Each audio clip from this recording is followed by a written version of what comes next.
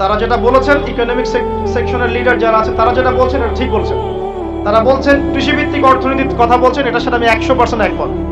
কারণ আল্লাহ পাকের কোরআন, এই কোরআনের মধ্যে বেশিরভাগ যে অর্থনীতির কথা এসেছে তা হচ্ছে কৃষিভিত্তিক অর্থনীতি। এটা কি জানেন? হয়তো জানেন না।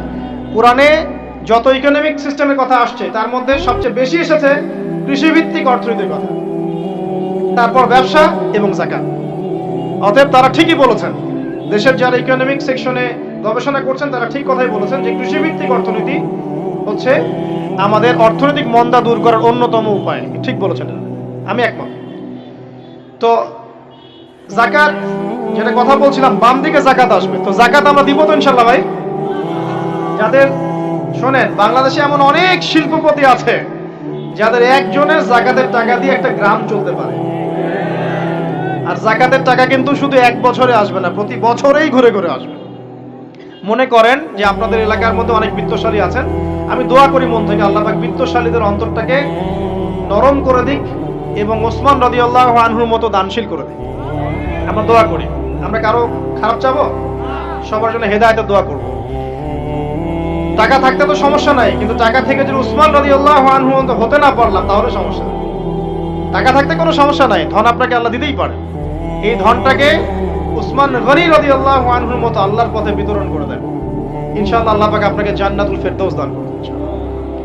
তো অনুরোধ থাকবে, দেখেন আপনারা যদি একটা এলাকার যাকাত কালেক্ট করতে পারেন, মনে করেন কথার কথা এখানে কিছু মেয়ে আছে যারা খারাপ পথে পা বাড়িয়েছে, আমার কথা বুঝতে পারছেন? আচ্ছা, এরকম পল্লী অনেক জায়গায় আছে না? এক বছরের যাকাতের টাকা দিয়ে সমস্ত যৌন পল্লীর মেয়েদেরকে কাজ দেয়া সম্ভব, কর্মে আনা সম্ভব। ওদেরকে কাজের ব্যবস্থা করে দেন, ওরা কখনোই এই সেক্স ওয়ার্কারের কাজ করবে না ইনশাআল্লাহ। কোনো মেয়ে এই কাজ করতে চায় না, আমার মত। কোনো মেয়ে চায় না যে ইজ্জত বিক্রি করে খাবো, কোনো মেয়ে চাবে? কখনো চাবে না। ওকে আপনি ভালো কাজের ব্যবস্থা করে দেন এই যাকাতের টাকা দিয়ে, দেখবেন ইনশাআল্লাহ সে খারাপ পথ ছেড়ে দিয়েছে।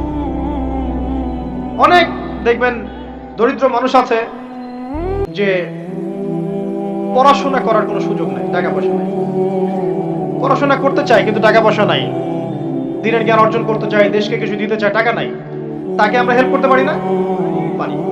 অনেক মানুষ আছে মাদক দ্রব্য বিক্রি করছে, তাকে বুঝান, দিনের হেদায়েত দেন যে ভাই আমি তোমাকে আরো ভালো চাকরি দিব, ভালো ব্যবসা দিব, তুমি ছাড়বা কিনা? বলবো আমি ছেড়ে দিব, বুঝালে ছেড়ে দিবে ইনশাআল্লাহ। এই যে মেগা প্রজেক্ট যেটা কথা বলি আমরা, আত্ম উন্নয়নমূলক বলেন, যুব উন্নয়নমূলক বলেন, বা কান্ট্রি ডেভেলপমেন্টের কথা বলেন, এখানে যাকাত একটা বড় শক্তি হতে পারে। তবে এটাকে সুষ্ঠুভাবে কালেক্ট করতে হবে এবং যাকাতের যে 8টা খাত আছে এই খাতগুলোতে সুষ্ঠুভাবে বন্টন করতে হবে। অমুসলিমদেরকেও যাকাত দেওয়া যায়, জানেন? অমুসলিম যদি কেউ থাকে, দরিদ্র, তাকেও যাকাত দিয়ে সহযোগিতা করা যায়। আমরা সহযোগিতা করি না বলেই তো ওই যে পশ্চিম থেকে লোকজন এসে সহযোগিতা করে খ্রিস্টান বানাচ্ছে এখন সবাইকে। আরো বাড়বে দিন দিন, দেখেন। আমরা তো সহযোগিতা করছি না। আপনার পাশে আপনার প্রতিবেশী না খেয়ে মারা যাচ্ছে, আপনি যাচ্ছেন না। এখন তো অন্য কেউ এসে যদি সাপোর্ট করে, ও তো তার দলেই ভিড়বে তখন। স্বাভাবিক, এটাই হচ্ছে এখন। আল্লাহ বোঝার তৌফিক দান করুক আমাদের।